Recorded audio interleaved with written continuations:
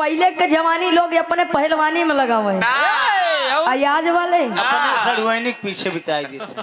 क्या बात, वाह क्या बात है।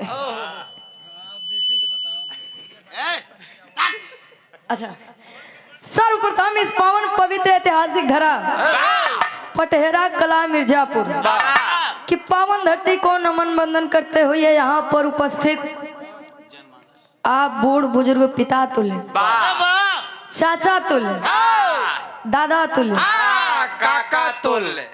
अच्छा काका और चाचा में अंतर का बा पहले बाप में आज के भैया? पहले के जमाना आप सब जानते हैं, हमसे ज्यादा तजुर्बादार लोग बैठा है, बुद्धिजीवी लोग बैठे हुए हैं हमारे।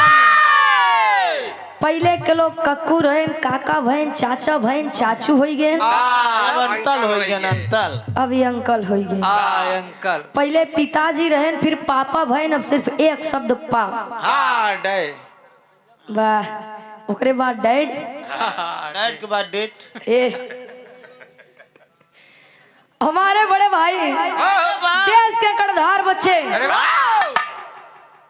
देवी के समान हमारी माता एवं बहने, हम लोग गीत बिरहा गायिका रुचि यादव प्रतापगढ़ की पावन धरती से एक स्वर में सबके नमस्ते प्रणाम अभिनंदन एवं वंदन स्वागत सम्मान करते हैं।